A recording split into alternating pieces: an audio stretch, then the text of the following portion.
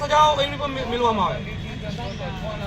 એક તો 16 વર્ષની અમારી દીકરીને અપહરણ કરીને લઈ ગયા છે, બાકી રહી તો 3 દિવસ જતા 15 તારીખે અમારા ઘરે આવીને હુમલો કર્યો છે।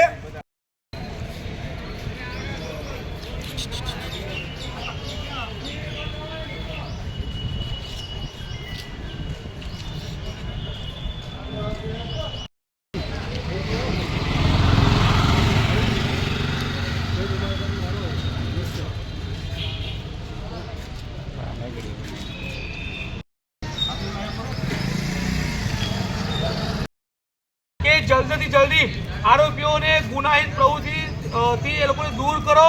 અહીંયા જે પણ બુટલેગરો છે, અસામાજિક તત્વો છે, તેમને જેલમાં નાખો। જે પણ અસામાજિક તત્વોએ આ નાની બહેનનું મૃત્યુ કરી હત્યા કરી છે, તેમના ઘરને ટેબ્યુલેશન કરો, તેનું ઘર તોડવામાં આવે, એ લોકોને કાયદેસરની સજા। જય વણકર, ખંભાત તાલુકાથી જય ભીમ સર્વ સમાજ ભારત એકતા મિશન સંગઠન આજે પીડિત પરિવારની સાથે જે અન્યાય થયો છે તેના માટે ન્યાય માટે અમે બેઠા છીએ।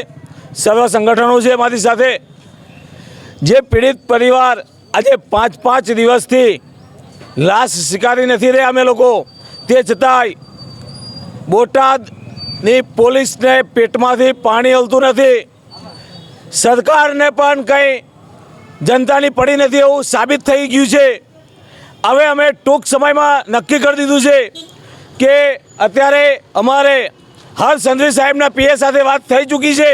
અમે અમને ચોખ્ખું કહી દીધું છે કે 2 કલાકનો સમય અમે તમને આપીએ છીએ। 2 કલાકની અંદર અમને યોગ્ય જવાબ નહીં મળે, અમને અમારા ન્યાય નહીં મળે તો અહીંયાથી ભાવનગર સિવિલ હોસ્પિટલથી અમે ડેડ બોડી લઈ અને આ ડેડ બોડી વિધાનસભાના ગેટે આવીને મૂકી અને ત્યાં ધરણા કરીશું।